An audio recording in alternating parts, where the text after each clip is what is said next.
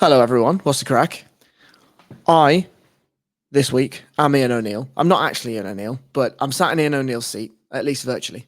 And the man to my, figurative left, but actual right, is one, E. Spencer Kyte, fresh off a flight from Denver itself, landed back in the great and holy Canada, and has very gratefully joined me to break down a fight card that he was at, a fight card that was pretty good on paper, delivered seemingly on the night from my perspective.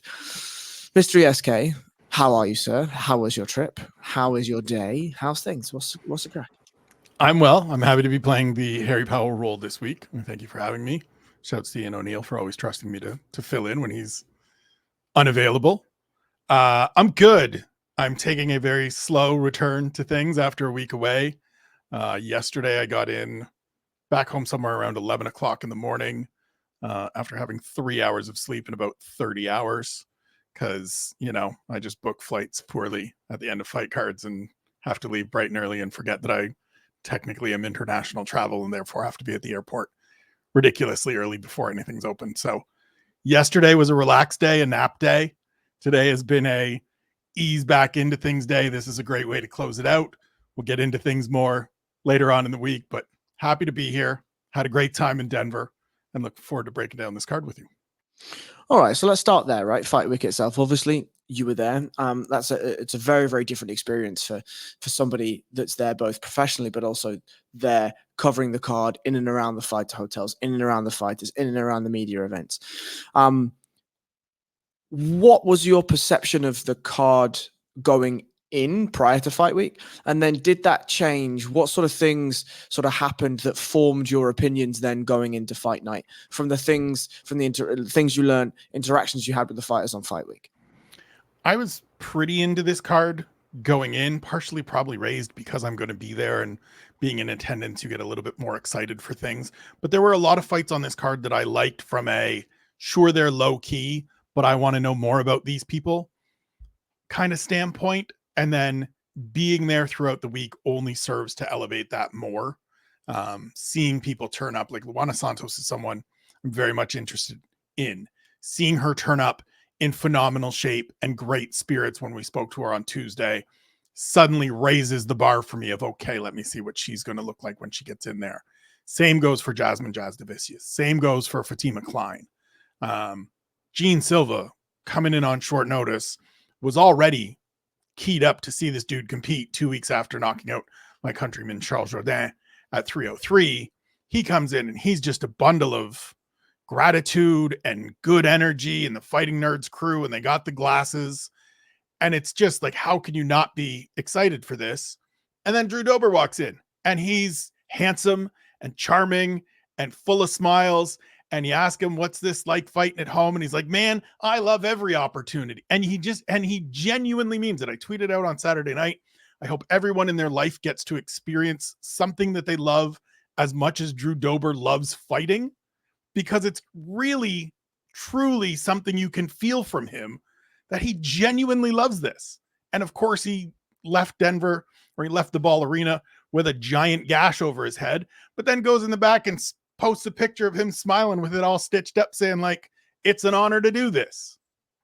So it became one of those weeks where as we progressed towards Saturday night, I got more and more excited, more and more things that I was looking forward to seeing. And then once you're in there and the first sort of fight comes out and the lights drop a little and you hear that audio cue that they're going to do the introductions and people start cheering right away, it just felt right away for me like it was going to be a really entertaining night. And all things considered, I think it was. I think I agree. I mean, from the very first fight, obviously, we'll get to all the fights, but this is a very quick rundown. Darius Flowers, not a fantastic performance again from him. I think probably his UFC tenure is limited.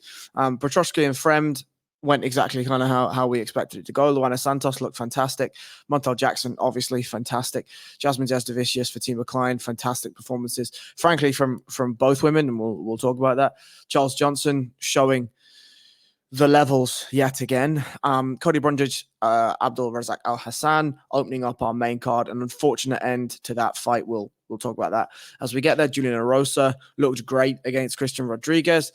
Bonfim Lusa was a fight that happened. We'll dive into that. John Silver, Drew Dober, just an incredible fight back and forth until it was unfortunately stopped due to one of the worst cuts I've seen in a while.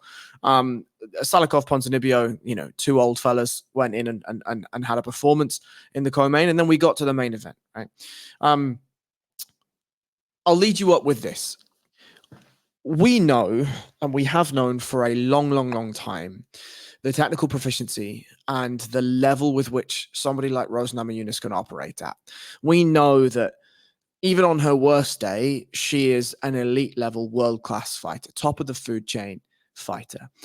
One of the questions that we've had around Rose Namajunas is her motivations for fighting, her ability to maintain focus over 25 minutes, her ability to ensure that she can be at her, vicious is the wrong word, but at her sharpest in there. Like, there are moments in other fights where maybe the heart takes control of the head a little and she can be a little too soft or a little too passive, and then fighters can build back into fights. Jessica Andrade, these performances where she goes out and just stomps on fighters for 1.5 rounds and then allows them to clamber back in and knock her out with a Kimura.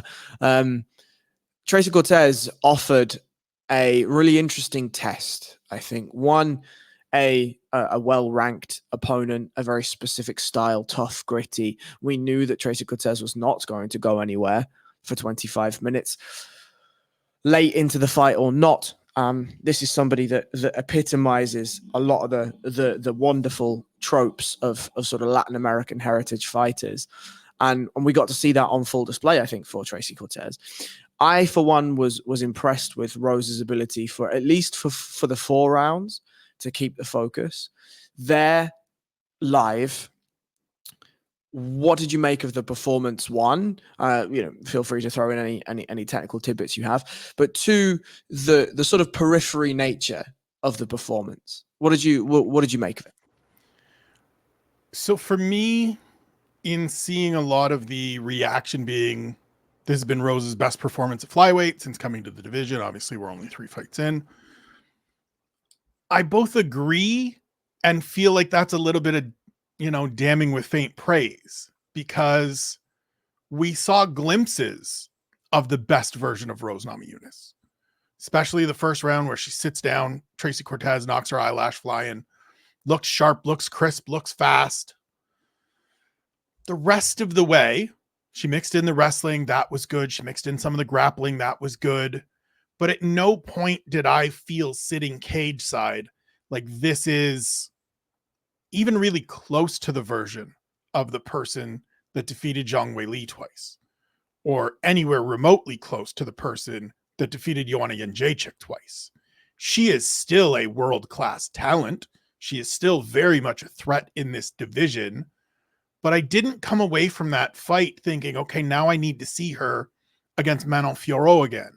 Now I need to see her against Valentina Shevchenko or Alexa Grasso, because I didn't feel like it was the dominant performance. Like, I went into this fight thinking, let's see what we get from Rose. What kind of, is there a letdown from not facing Macy Barber, who's on a nice run, ranked, been talking a little bit, kind of need to show her that there's levels to this, to facing someone in Tracy Cortez, who this is her first crack at somebody this far up in the rankings. It's short notice. There's a lot of moving parts to it. I thought Rose looked very good for a lot of the fight, as you said, for those first 4 rounds. Kind of took her foot off the gas in the 5th. Obviously, Cortez tries to call her out and do the Max Holloway, and Rose just kind of plays with her. Told my colleague Aaron Bronstetter of Sportsnet in the back, she wanted to do the Max Holloway, so I did the Nick Diaz, showed her my booty. It's one of those things for me where, as good as Rose looked, I don't come away any further sold on her and actually feel like maybe we are officially seeing a little bit of the slippage. She's still so good that she's going to be able to beat the Tracy Cortezes on short notice in these kinds of settings. But I sure do want to see that Macy Barber fight now, because Macy Barber is somebody that from second one until the fight is done is just going to come after you and doesn't rely on technique or plus athleticism. It's just grit and toughness and meanness and loving being in there. And I want to see if Rose Namajunas still has it in her to beat someone of that nature at this point in her life and her career. So I think the name I'm interested in is Manon Fiorot. I have no issue in the Macy Barber fight either. I think for me, Tracy Cortez offered an element of the Macy Barber in that she is tough, she is gritty, she is grimy, and there is a level of plus athleticism. But when the going gets tough for Tracy Cortez, the thing she relies on is the toughness.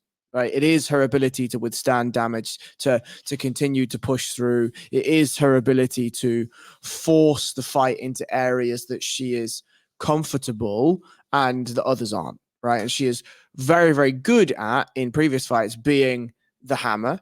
And I think now we have seen that she's actually pretty decent at being the nail as well. And so from Tracy Cortez's perspective, I think she comes away from this pretty well, frankly. You lose to Rose Namajunas, sure, these things happen in MMA. Do you know what I mean? On short notice, all of that stuff.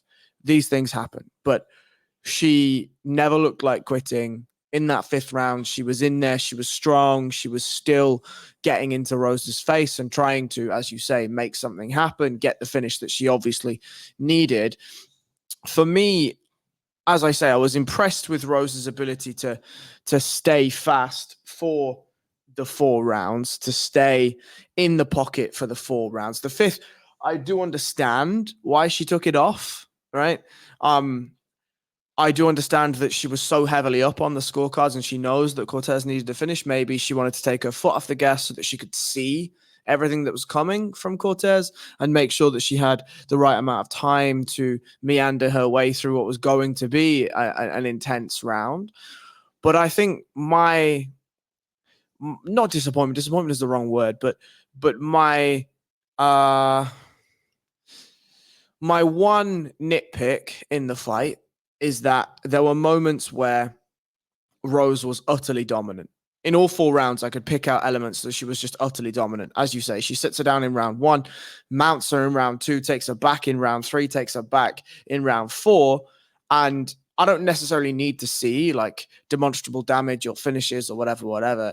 Rose in dominant positions is Rose in dominant positions. But in the 5th, I'd like to have seen just a continuation of that. I'd like to have seen a 50-45 shutout. I'd have liked to seen a 50-45 whitewash. And that's not what we got to see. Do you know what I mean? I think the Manon Fiorot fight is interesting to me because Rose obviously got injured very quickly. And it's a very, very difficult fight, fighting somebody of the caliber of Manon Fiorot with one arm. As I say, I have no problem with the Macy Barber fight whatsoever. To just address the point on the decline, I think we've been seeing Rose's decline since the Zhang Weili fights, but it's just whether the movement in weight class, the lack of weight cut, which allows her to be a little bit more durable, allows her to be a bit freer in camp, gives her that lease of life enough that she can try to reach the pinnacle of 125. Thoughts? I do agree. And to start with the Tracy Cortez part, I come away from this a bigger fan and with higher grades on Tracy Cortez than I ever have been in the past. She's someone for me that, as you said, she's always looked good being the hammer, and she's fought kind of her way through people that she's had favorable matchups with. And listen, you always have to go out and beat the people that are in front of you. That's all you can do. She's handled that task perfectly prior to this fight. This one's different. It's short notice. It's at altitude. She obviously had issues with her weight cut. I have no idea how you exhale half a pound of air, but I'm going to try it the next time I go to the doctor's and he wants to know what my weight is. But she showed in this a bunch of questions were answered. She can go 5 rounds against an elite talent. She did it on short notice at altitude. You give her a full camp, not at altitude, I'm certainly more interested now. She won that last round, and whether that's Rose taking her foot off the gas, or Cortez biting down a little harder and pressing a little more. She did what she needed to do in that round to at least come out and show, I'm not going anywhere. You come away from this, and as much as the loss sucks and you hate losing, there's nothing but positives from this. You just reap all of these positives and go and put in work on them to where next time we see you, which should be in a fight with someone further up the rankings than you are now, originally supposed to face Miranda Maverick this coming weekend. Now she should, in my opinion, fight someone in that top 10 as opposed to going back to facing someone behind her in the rankings. But for Rose, it really is that piece where she's just so good that she's going to be able to hang out here and beat this caliber of fighter in this situation. It's similar to the Amanda Ribas fight earlier this year. She's just going to continue to be that much better than Amanda Ribas, that she's going to be able to win those fights. What I'm interested to see is who comes along that is able to meet her at her level. So whether that is Maycee Barber when she gets an opportunity, whether that is Natalia Silva, whether that is, someone else that we're not thinking about, whether Jessica Andrade wants to move back to 125 and do it one more time to resolve things. I just want to see where that point comes, because we've already seen Fiorot, and I agree that the injury changes things, but I think Fiorot is just that much more physical than Rose Namajunas is able to be. She is a very big 125, and that's where the Maycee Barber fight really interests me, because I think she has those elements that on paper make it a really, really interesting fight to me. I can't really argue with any of that. We'll move on to something that we might argue about, which is Muslim Salikov and Santiago Ponzinibbio. For me, it was a bit of an odd placement for a co-main event. I understand that both of these are well-known names, but both are on the tail end of their careers. It would have made more sense to me to have John Silver and Drew Dober in the co-main if that's something that you wanted to do. Obviously, Drew Dober, hometown name. John Silver, name that is certainly gathering in its momentum within the fan base. Either way, we won't be too calamitous in our argumentation around fight card placement. Otherwise, we'll be here for about 15 days. I thought the fight was fine. It was pretty much, I think, how we expected it to go. Santiago Ponzinibbio looking for combinations, looking to be on the front foot. Salikov looking to counter with those big damaging one shot movements, whether that's the spinning back kick that he lands a couple of times, the overhand right, the side kick, the teep, whatever it is. I'll ask first about the split decision. How did you score the fight? Do you think it was as close as a split decision seems to sort of hint towards? So I didn't really score the fight per se, sitting at cage side. Obviously, I've got a few other things going on that I need to tend to in terms of doing recaps and things of that nature. But it felt to me, watching it, like this is just, you get that sense, you understand this is a close fight. And so for me, anytime it's a relatively close fight, I'm not surprised that there's a split decision. Everybody watching at home benefits from always getting the best possible angle of everything that is happening. So every time they change positions, every time they go from open space to the fence, you get a cut from the production crew and Zach Candido that gives you the best angle possible to see what's happening. I can tell you from sitting on Media Row, which is behind the blue corner, and essentially in between two officials. You have one official to your left, probably, at a 45-degree angle, and another at your right, probably at a 70-degree angle. And they're sitting there trying to get the best view they can, the same way I am. And there are lots of times where I have to look up from press row to the monitors, to the giant screens in the arena to see what's happening, because on the other side of the cage, there's a referee standing beside you, between you. You get one fighter's back, so you don't see what's happening. And so it made sense to me that it was a split decision. If somebody wants to cry robbery, they're crazy. And as you said, in terms of what this fight was, it was what it was. Two veteran guys, Santiago Ponzinibbio being the younger of the two at 37. They're just guys that going forward, I think we're going to see each of them put in there against younger developing fighters as sort of that litmus test, which is what they're going to be if they want to continue competing at this level. I talked to Ponzinibbio a bunch about it before the event, both for the week while he was in Denver for a story on UFC.com, and then when he got to town on Tuesday or Wednesday. And he just loves to compete. All right, it's time to do the Jim Miller thing. I asked him about Andrei Arlovsky, who he trains with at ATT, and he said that's absolutely somebody I look to. Just wants to keep competing.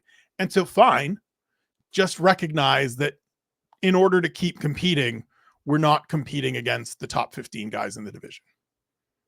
Yeah, for sure. I had the fight round 1 to Ponzinibbio, rounds 2 and 3 to Salikov. I thought 3 was the easiest to score. Salikov came on pretty strong in that round, but rounds 1 and 2 were pretty much coin tosses for me. I have absolutely no issue with the split decision. I'd have no issue with either man winning the fight, and I agree completely as to where it lands them in the division inherently after this fight. And we'll get to Julian Erosa after, but I think that sort of veteran placement is one that we should covet a little bit more. John Silver steps in on short notice to fight Drew Dober in his hometown.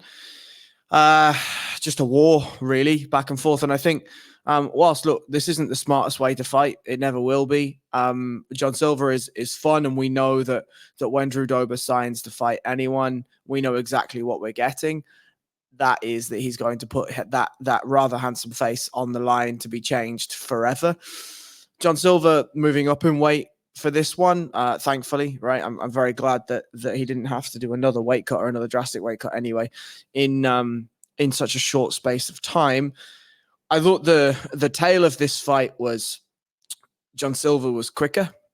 John Silver has a little bit more in the toughness tank right now than Drew Dober does. And I just think that Dober at this point in his career cares more about how the fight looks than what's actually happening in the fight. And what I mean by that is, he's taking flying knees, he's taking massive uppercuts, elbows, these sorts of things. Like, he's not even bothering to take his head off the center line anymore. He's just getting in and he's trying to do as much damage as possible in as quick time as possible.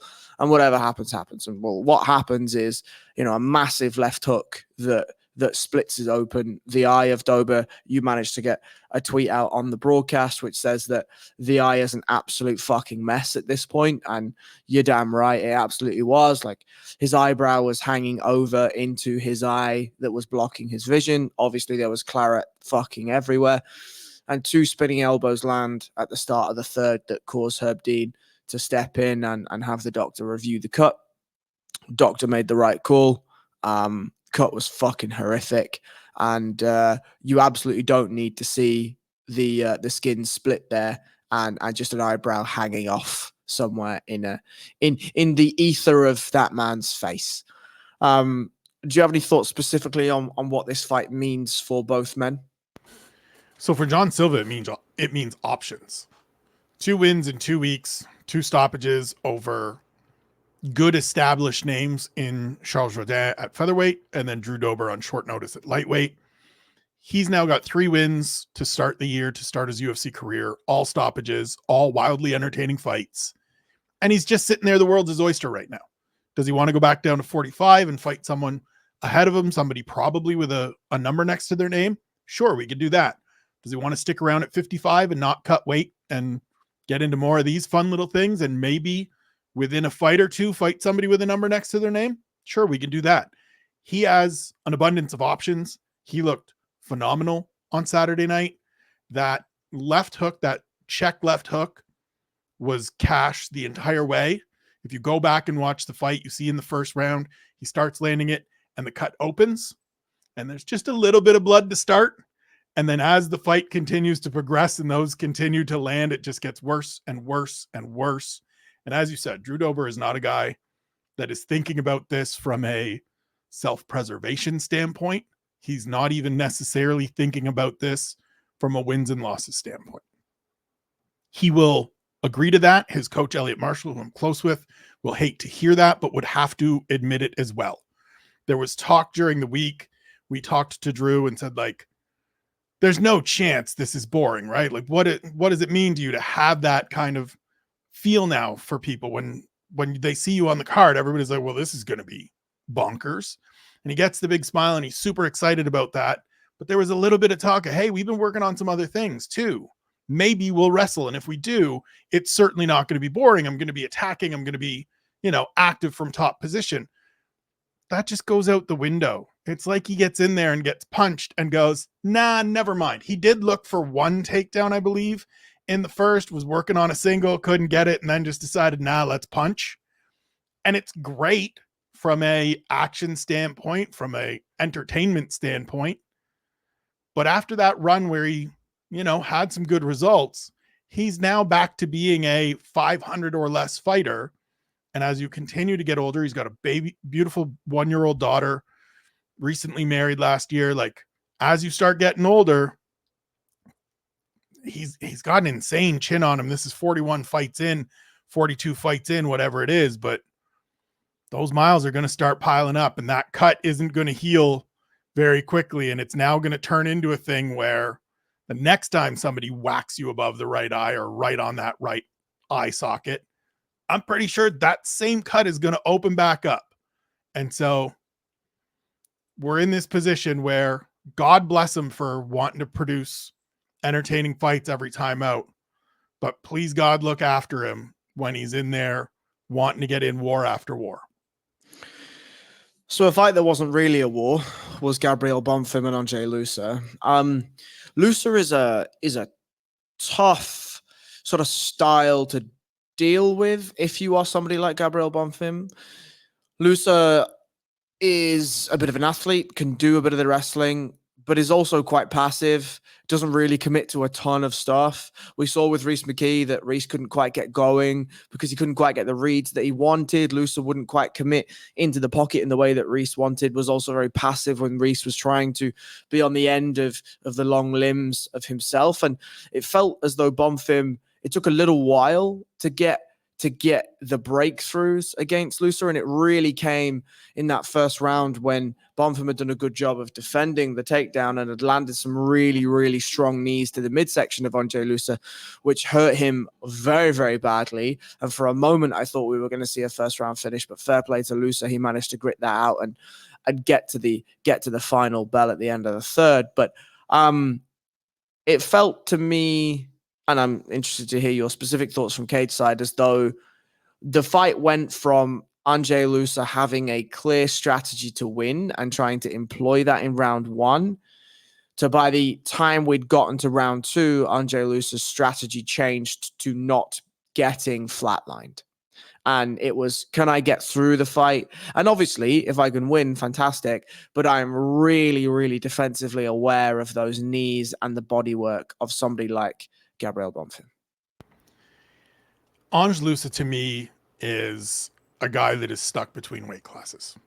He's not big enough to fight at 85, but he's too big to fight at 170. And so I think we're going to continue to see full of energy, full of activity in the first.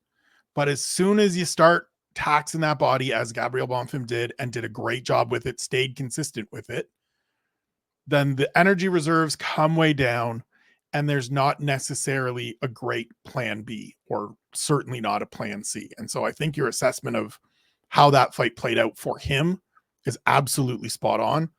I think it's a reasonable bounce back win after the first loss of his career for Gabriel Bonfim. I liked the body work. I liked that he was recognizing this big, strong, muscular dude is coming at me, and all he's looking for is headshots, and he's looking to clinch up. And every time we do, his arms are up here, and it just exposes, I'm taller than him, so he's got to be up high, and it just exposes that midsection. And we're at altitude, and he's had a big, tough weight cut, and I'm just going to punish him over and over again. I too thought we were going to get a stoppage. It didn't come to pass. The 100% finishing rate is done, but this is a good rebound win for a guy that I think a bunch of people maybe wrote off a little too quickly. Like, I think Bonfim is now properly rated. I think he was overrated when he gets those first two wins over Munir Laziz and Trevin Giles, two guys that have struggled mightily at the UFC level. And then when he loses to a veteran in Nicholas Dalby, and people go, up, see, He's found Nicholas Dalby has 4 losses in his career, 5 losses now, maybe. I think he lost to Renat Fakhretdinov last time out. He's an absolute workhorse and a terror for anybody in that division that is looking to get by beating him. And so now I think he's 25. He's dealt with a loss for the first time, got a rebound. Now we're kind of properly rated. Now let's start seeing who Gabriel Bonfim is. Yeah, so Bonfim just turned 26. And I agree that I think he was vastly overrated in those 2 first performances. There are some things that I don't like, right? There's a frustration in him when things aren't going too well. There is a reluctance to... And he wears it on his face. You Yes. can see it in him. Yeah. There's a reluctance to really push the pace when I think he could start to overwhelm guys and really take control of the momentum. Obviously, bodywork, fantastic. Some of the striking, fantastic. Sometimes he crowds himself a little bit too much for my liking. But the thing that I do like about him is that when the momentum does swing in his way, he's really good at being the hammer. Really, really good at being the hammer. I'll chuck a name at you. You mentioned at the top of the card that the likes of Muslim Salikov and Santiago Ponzinibbio are going to need to be gatekeepers for somebody like Bonfim. Do we do one of those right now, or do we give Bonfim another and then we give him one of those? I'd give him one more before one of those. So he had Nicholas Dalby last November in Sao Paulo, loses that one, gets the bounce back here. Give him someone in between there. Give him somebody that's coming off a win recently in the division that is kind of in the same range as him. Win that one, then let's do the test again. You and I talk about the tests all the time, whether we're on here or just offline. He's going to need the test again soon. We don't want to do too many, but give him one more just to... I think Angelo said this fight was very much a get right fight. I don't think many people going in expected Bonfim to lose. He did not, obviously. Get him one more that's a competitive, somebody in the same range as him. If he wins that one, Muslim Salikov sounds like a great dance partner. So we talk about the test, right? Christian Rodriguez had the test. And unfortunately, on Saturday, he failed that test. And he failed that test relatively demonstrably. I picked Julian Erosa this week for the Severe Spotlight. One, because he is somebody that I think is underappreciated. Not underrated, but underappreciated. And not even necessarily Julian Erosa as a man, but more what Julian Erosa represents both for the 145-pound division, but also how that replicates out to all of the other divisions for the same men and women that hold the position that he holds. And what I'm talking about is the Neil Magny, right? The Donald Cerrone, the person who, and Julian Erosa may not be the elite level tier gatekeeper like Neil Magny is, but there are gatekeepers at every single sort of level. There's sort of 3 or 4, I think, echelons in a division where, you have a gatekeeper at the very entrance of a division. If you can't beat that guy, you don't belong in the UFC. And then there is like an upper tier outside of the rankings, and then there's just inside the rankings, and then there's your Neil Magny style. And Julian Erosa, to me, is the guy that is either just getting you into the rankings or just inside the rankings, depending on where you caught him in his career. And the performance itself was fantastic. And, we'll push that to the side for a second and get to it in a sec. But there is I think, a really tumultuous set of moments that get you to a Julian Erosa position. Every fighter, I think, wants to go out and become a world champion. It is such a difficult sport that there are not many that go out and say, I'll get to the UFC and I want to be a veteran. I want to be a gatekeeper. I want to be the guy that tests the really, really good people. It just doesn't happen, right? There's not enough money in the sport. There's not enough security in the sport, safety in the sport to have that as your main goal, right? Every single fighter wants to be a world champion. And Julian Erosa learned early enough that his skill set, his athleticism, the way in which he chunks experience and skills together was not going to be enough to get him to 145-pound title. And so there's this reality wave that crashes over a fighter like Julian Erosa, makes good on his second UFC stint, and is now 2 fights on the bounce, 2 finishes. And you come up against somebody like Christian Rodriguez, and there's this beautiful fallacy of Rodriguez still thinks, I'm going to be a world champion. I can be a world champion. I'm in the UFC. I'm riding high. I've taken 1 lost grand, but there's not going to be another one, right? I've learned from that. I've learned from this. I'm going to go out. I'm going to smash this guy. And then Julian Erosa comes out and just absolutely fucking decimates him in 4 minutes 49. Like, can you speak, before we get to the actual fight itself, can you speak a little bit about both the position of Julian Erosa in the UFC's 145-pound division, and also just any sort of specific thoughts about the poetry of the juxtaposition that the 2 guys hold? So, I mean, I call these guys ecosystem fighters, right? They're the vital organisms to keep these divisions moving. And you articulated it well, that there are gatekeepers at every tier. It's not just the guy that, you know, keeps you from fighting for the title or keeps you from getting into the top 15. It's the guys like Julian Erosa. And I have a piece coming out on Sportsnet on Tuesday where I lumped he and Charles Johnson together and said, these guys are very similar in a way, in that they're always that test. They're certainly not going to go on to be world champions, given their age, given what we've seen from them already. But they are making the absolute most of their opportunities. They're a menace to fight every time you get in there. I tweeted on Saturday night that Julian Erosa is painfully allergic, like violently allergic to being in a bad fight and in a boring fight. I felt that way about him for the longest time. I remember when he fought Steve Peterson back a couple of years ago, going into it, one of the things I said, like, in terms of why you want to watch this card, is because Julian Erosa and Steven Peterson are going to fight, and there's no way it's not going to be an entertaining fight. And they won fight of the night, and it was a wild, fun, amazing fight where we got a great picture of Julian Erosa at the end, just kind of screaming into the air that he loves it so much. This is a guy that's on his 3rd tour of duty with the UFC, and now 10 fights into that 3rd run, he's 7-3. He hasn't beaten anybody that's a world champion. He hasn't had any like tremendous wins. There's some good wins in there. Choked out Charles Jourdain, defeated Hakeem Dawodu. Those are good wins. As you said, back-to-back submission finishes in the 1st round. Ricardo Rodriguez and now Ricardo Ramos and Christian Rodriguez. This is just a guy that is figured out and settled down into, this is who I am. I'm going to be prepared. I'm going to be well-trained. I'm well-coached. And I'm going to go out there and I'm going to do my thing. There were moments in that fight where it felt like Christian Rodriguez was just at the point of maybe being able to overwhelm Julian Erosa. And Erosa found a way to kind of stem those tides and then made the kid pay for a mistake. And if you watch the way that Christian Rodriguez tapped, you know how serious that guillotine was and what a bad position he was in.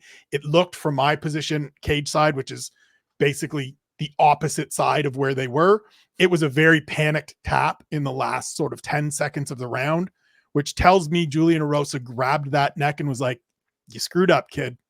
Really sorry about this. You screwed up. I'm taking this home. We're going home now. You need guys like this. We need guys like this. And as you said, we need to celebrate men and women like this far more. I agree. And I think the momentum switch happened in the first 35 seconds.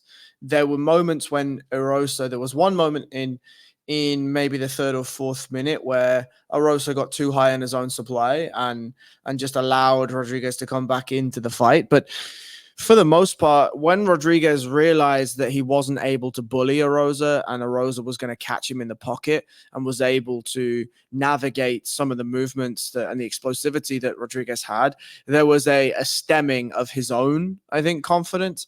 And Erosa just started to take over. There was a really, really demonstrable moment when the mouthpiece of Rodriguez flew out. We can't remember exactly what happened, but mouthpiece flows out, referee stops it, and immediately after, Erosa just stamps on the front foot, and Rodriguez is like, oh, fuck.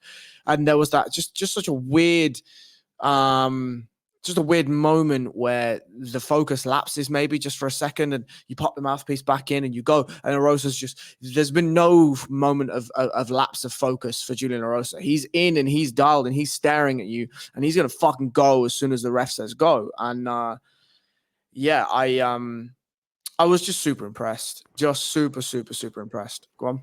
I might try to talk to him about it, because I think there's a moment with Julian Erosa, and I will definitely try to talk to Christian Rodriguez about it the next time I speak with him as well.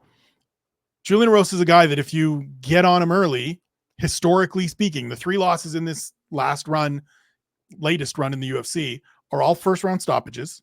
Go out there, you put it on him early, you hit him, you wobble him, he gets loose with it, even more loose with things, and leaves himself even more wide open, and you get him out of there. And I really am curious to know from each side if there was a point, and I think it sort of manifests fully, as you said, in that moment where the mouthpiece gets knocked out. Herb Dean thought it was Julian's because Christian was on the front foot and having the more success. And you could see Julian go, nah, him. And Rodriguez puts it back in, and you see almost that deflated nature of, I didn't get him out of here in the first 90 seconds, 2 minutes, whatever it is. And I just wonder if Julian Erosa sat there and went, this kid doesn't have the pop to put me away. He's supposed to be a bantamweight, and he's up here because he couldn't get his weight right. So I don't have to worry about this. I can take these shots that he's given me, and I can just go out and do Juicy J things.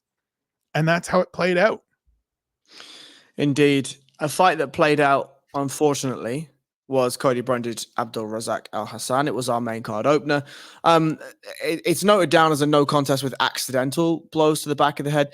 The only thing that I will say here is that they're not accidental. A fighter is well within their awareness. If you land one to the back of the head and the ref says that's back of the head, you're like, oh fuck, it just, there was movement in the position, and you threw a shot and it landed a grand. There was about 11 shots to the back of the head here. I don't think that this should have been a no contest. I think it should have been a DQ. I completely understand why it is a no contest. I'm not even going to pass it over to you. It's a fight. It happened. Brundage hopefully gets paid. Not sure quite how that works, but hopefully Brundage gets paid, both win and show, and Abdul Razak Al Hassan should keep better control of his weapons. We move on to the prelims. I'll just very quickly run through the fights that we had. Charles Johnson and Joshua Van put on a fantastic fight over 2 and a bit rounds. Jasmine Justavicius just big sistered Fatima Klein for 15 minutes. Montel Jackson scored just ultimately ridiculously impressive 18-second finish over Damon Blackshear, and props to Dominic Cruz for calling the shot before it came. Luana Santos just continues to impress at really, really, really high heights, just absolutely destroyed Maria Agapova. Andre Petroski versus Josh Fremd was a fight that occurred inside the UFC octagon. Petroski managed to do takedowns for 2 rounds, and Fremd is useless on the ground. And then Evan Elder beat a fella that should be on the regional prelims of some random card somewhere. Couple of fights that you want to pick out, sir? So I want to give a shout out to Charles Johnson. I think the urgency that he showed at the start of the third, now he has subsequently come out, I believe today or on Monday, and kind of pushed back against somebody that, was crediting him for that urgency at the start of the third, doing what you need to do when you're down on the cards. And he said, I don't think I was down. I feel like I did enough to win both. Listen, I've looked at the scorecards. It was dead even. One side had it 2018 Johnson, one side had it 2018 Van, one side had it 1919. So we were a coin flip. Regardless, to go out there and attack and pressure the way he did and hurt Joshua Van, very much to me, as we've talked about with Julian Erosa, one of those fights where this will be a good thing for you, Joshua Van. You're 22 years old. You've now taken a loss in the UFC. The big long winning streak is over. It'll be a growth moment and a very good performance for Charles Johnson. 3rd win of the year already. 2nd win in 2 months. Want to see if he can chase down Kevin Holland, Neil Magny, and Roger Huerta, who have the record. Share it. 5 fights, 5 wins in a calendar year. The ones that stand out for me, I'll go quick on both Montel Jackson and Luana Santos, who just absolutely dominated. Jackson is somebody that for basically 2 years now, I've been dying to see him get better and bigger opportunities. They haven't come to pass, whether it's because opponents have fallen out or he's had to withdraw. I talked to him during the week and said, man, like at some point, I know you like being under the radar and just letting your work speak for you, but like at some point, do you kind of say enough is enough and start agitating for something? And he said, no, it'll come. Well, I hope it does, because this dude is really talented and I really want to see him in there against some of these top 15 guys. 2 losses in the UFC. One is in his debut against Ricky Simone, who we know how good he is. The other is to Brett Johns, who is a criminally underrated lifelong Welshman, much like my co-host today. And it was just one of those ones where it was like, Brett Johns is too good for Montel Jackson at this point. He made it to the UFC in his first year as a professional. So like his growth to be where he is now, we're just now at age 32 getting to, okay, this boy's coming into his own. Let's get him a top 15 fight. Let's get him a big opportunity. Luana Santos, same thing. Mashka Agapova hadn't fought in 2 years, is allergic to being on the ground. Luana Santos did exactly what you're supposed to do in that situation. Oh, here, you're close enough to clinch with me. Let's throw you over my hip, slam you to the ground, and then you're just stuck there. And just methodically, slowly, properly did great work. I was talking on press row as she was looking for that arm triangle about, you're not really going to finish it from there unless you have just an absolute demon squeeze. We talked about it on Twitter afterwards, like, why does she stay there? I think my guy Sean Madden made the correct assessment of you're looking to avoid losing the position and just giving up sort of the spot. And then she did the right thing when she kind of baited Agapova and gave her that opening to, okay, you can scramble, you can get to all fours to try to get up, and took her back, sunk in the choke before she had anything else locked up. Great win. I'm super interested now that she's got the health part figured out, now that she's moved to Vegas full time. Let's see where she goes, because 25 has a lot of young talent. She has to be included in it. The one that stands out the most, though, is Jasmine Jasudavicius. Yeah, I mean, let's stop on Jazzy J. Like, obviously, Fatima Klein coming in relatively short notice, massive hype train behind her, upper weight class, and without taking anything away from Jasmine Jasudavicius's performance, it looked like 2 weight classes on the night, right? Like, Fatima Klein probably is going to have a little bit of the Michelle Waterson Gomez, where if there was an atom weight, she'd likely be fighting at atom weight. That's not the case. We're fighting at 115, or will be fighting at 115 going forward. There were moments for Fatima Klein, and I think that what we saw is that there's obvious quality there. It's just that Jasmine Jasudavicius has gotten to herself to a point where she is maximizing her skills. She is maximizing her athletic potential. She's maximizing her strategic potential. And she just realized that she was bigger and stronger and more athletic in the positions that she had Fatima Klein in. And look, Fatima Klein did a fantastic job of not giving up deep submission attempts. She didn't take too much damage on the ground. She didn't take too much damage on the feet either, but she was constantly in a washing machine of bad positions. And you just have to credit Jasmine Jasudavicius for that. This was a big potential banana skin for Jasmine Jasudavicius, and she handled it like an absolute professional. Thoughts? You mentioned it earlier as big sistering her, and that's exactly what it was. Jazz has an element of meanness to her that I really like. Like, there's just something to her where she's happy for it to be a sporting contest to start. And then when she gets annoyed enough, she's just going to turn it into, I'm not letting you do things, and I'm going to beat you up. I'm just going to beat you up. It really is a fight to her. And I say that meaning, like, it's not, let's go out here and point fight. It's, let's go out here and I'm going to maul you into the cage, and I'm just going to be bigger and grittier and grimier than you are. And I'm going to use all of those things to my advantage. I think Fatima Klein is going to be a contender at strawweight down the line. But down the line, like 2, 3, 4 years down the line. She's 23 years old, took this fight on ridiculous short notice, up a division, still has a world of potential. But this, as you said, was an absolute trap fight for Jasmine Jasudavicius. And she came out and said, we're not having any issues here. As soon as she decided, okay, we're going to wrestle, it was clear this is how this fight is going to go. As good as Fatima Klein is on the ground, trains with world-class jiu-jitsu players, including Erin Blanchfield, she didn't have answers. She got out a couple times. She got back to her feet, all like that, defended well. Great. No answer for the physicality. And the fact that Jazz, in very short order, has gone from trying to be a use all my length, use all my range fighter to someone that goes, yeah, we'll do that for a bit, but let me just wrestle and maul you, is a sign that she is continuing to grow, even though she came to this sport late and is already in her mid-30s.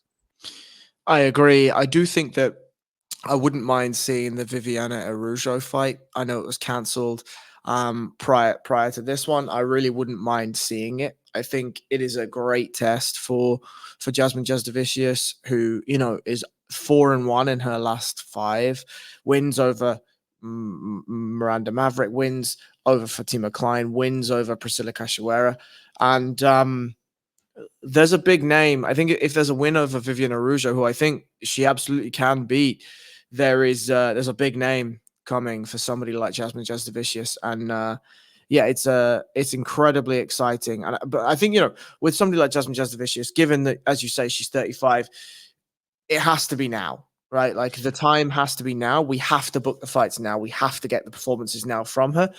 And it certainly seems as though she's putting herself in the best possible place for her to achieve those things. For sure. And I think that's why I really want to drill down and make a point of emphasizing how impressive this was. This was an opportunity for her to come in and be really disappointed and have a real big letdown. She goes from fighting up in the division, facing somebody that has been ranked throughout her career, that she can jump herself into the top 10, to getting this prospect that everybody went, ooh, look at Fatima Klein's here. She's the best prospect on the women's side of the sport, one of the best prospects in the world. And Jazz just went, yeah, but I've been here and I've done this, and you're not coming in and ruining this moment for me and screwing this up. And those are the things that, to me, when we look back, are the real definition points with athletes, where we find out, like, she could have screwed this up. This could have went south. And instead, she made sure it was one-way traffic for 3 rounds. Well, what has been one-way traffic is this fantastic breakdown. We have come to the end of the card. Outside of the fight of the night, I just wanted to hand over, as the man that was on the floor on the night, on the ground in fight week, any specific moments that were highlights to you, either from the week itself, from the fight night itself, any moments from, or any fight that you specifically enjoyed, any final thoughts you wanted to share on this specific card? So, dumb stuff that I like is that Tiki Goshen did a great job cutting Tracy Cortez's hair. Now, Tracy Cortez is a beautiful woman. She's going to look good regardless of the haircut, but Tiki did a nice job. It was well shaped for something done spur of the moment in the bowels of the Sheraton Hotel downtown Denver. Fantastic job.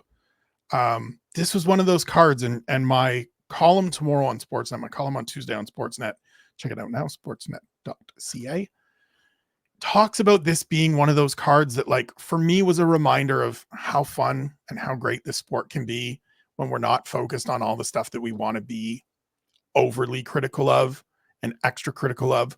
There's plenty to be rightfully critical of, but it feels to me like there are often times we look at these cards and we just get down on them because there's not enough people with rankings. There's not enough people with Wikipedia pages. It's at the apex, and we just find the ways to pile on the things that frustrate us. And this was just one of those cards that, yep, there weren't a lot of people with rankings. There weren't a lot of people with Wikipedia pages. And you know what? It's a pretty great card. Turned out it's pretty fun. It's good times.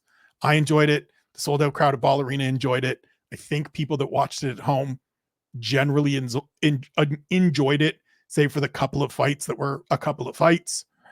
And so for me, it's kind of a reminder, and yes, it's probably bolstered by the fact that I'm there in person for the first time in 6 months. But, like, at the end of the day, don't we just like fights? Don't we just like being entertained on a Saturday afternoon, or in your case, watching it whenever you did? Like, this is just what I want. And so to get that, to experience that throughout the week and be around these athletes, these incredible athletes and their coaches once again is just, I'm never going to get tired of it. Beautiful. Well, we will close that out there. Thank you very much for joining me today, Mr. Spencer. It's a privilege. Obviously, there will be a short run coming up where it'll be myself and yourself, or even potentially yourself and Shawnee, as one Ian O'Neill jets off on a myriad of journeys coming up soon. You could find me at BJJ_Harry Powell on the social things. You can find my severe spotlight on SevereMMA.com. You can find Mr. Spencer Kyte at Christ. I've forgotten. At Spencer Kyte. At Spencer Kyte. Yeah, I thought so. Jesus. At Spencer Kyte. Been that long. It has, on the Twitters and the Instagrams. And you can find him on literally every single reputable website that you could possibly think of. There's only 3. There's Fighters Only, there's Sportsnet, and then there's UFC.com. I have been Harry Powell. That has been E. Spencer Kyte. Thank you very much for listening, and we will see you next time.